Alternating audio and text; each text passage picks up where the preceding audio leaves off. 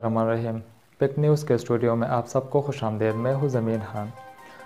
ناظرین، سانحہ army public school کے بعد پاکستان کے سیکیورٹی نظام میں بہت بڑی تبدیلی آئی ہے۔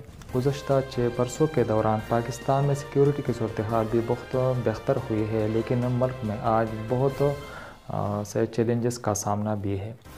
سانحہ APS کے بعد سیکیورٹی کے اعتبار سے بہت بڑی تبدیلیاں لائی گئی ہیں۔ آپریشن ضرب عضب پہلے ہی جاری تھا۔ آپریشن رد الفساد کے ذریعے انٹیلیجنس کی بنیاد پر کارروائیوں کا آغاز ہوا۔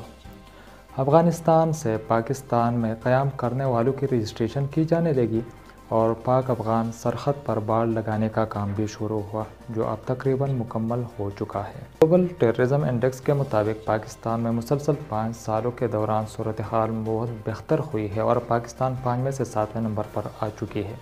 اب چیلنجز کیا ہے کے بارے میں آپ کو تفصیل سے بتانا چاہتا ہوں۔ سب سے اہم کامیابی یہ تھی کہ افہام کئی سطحوں پر پاکستان میں موجود تھا۔ دہشت گردی کے متعلق دہشت گردوں کے جو گروہ ہے اس کے متعلق افہام کافی حد تک کم ہو گیا ہے اور 90% سے زیادہ افہام کم ہوئی ہے۔ یہ پاکستان کی سب سے بڑی کامیابی تھی۔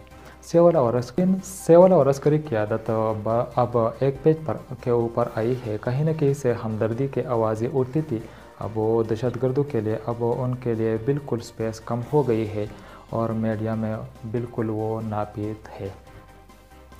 ناظرین، سوشل میڈیا میں ان کی کچھ سپیس موجود ہے، اس کو انہوں نے انکروچ کیا۔ میری نظر میں تو یہ سب سے بڑی کامیابی ہے۔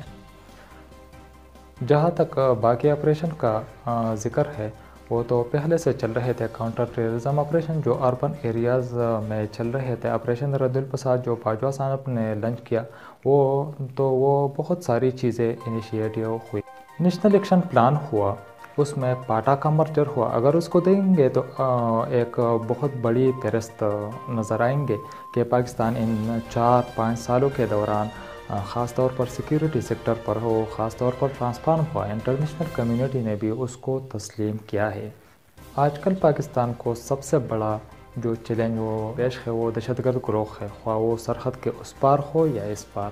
ان کے جو سپورٹ نیٹ ورک ہے پاکستان میں موجود ہے، وہ ایک تو وہ ہے۔ اس کا مطلب یہ صرف یہ نہیں ہوتا کہ دہشت گرد گروہ کا موجود ہونا کہ ان کے پاس کوئی آپریشنل صلاحیت ہے، بلکہ اس کا مطلب یہ بھی ہے کہ ان کا جو نقطہ نظر ہے، ان کا جو نیریٹیو ہے، اس کے لیے کہیں نہ کہیں پر سپیس موجود ہے سوسائٹی کے اندر، جس کو ہم کہتے ہیں کہ ایکسٹریمزم کا جو چیلنج ہے پاکستان کے لیے ایک بڑا چیلنج جو آج بھی موجود ہے، تو وہ اس کو بڑا چیلنج لینا چاہیے۔ جہاں تک ادارہ جاتی تعاون ہے اور رسپانسز ہے، میرا خیال ہے کہ دوسرے یا تیسرے نمبر پر چیلنجز میں آئیں گے۔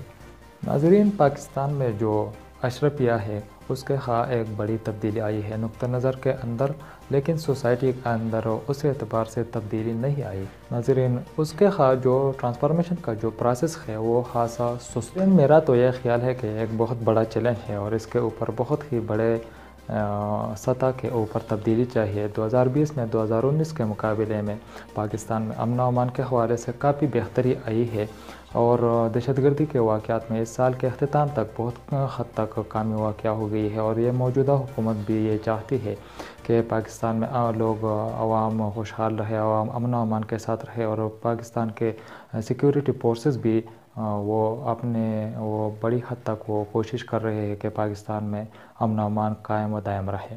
ناظرین، آج کے لیے اتنا ہی کافی۔ زمین خان کو اجازت دیجیے۔ اللہ حافظ۔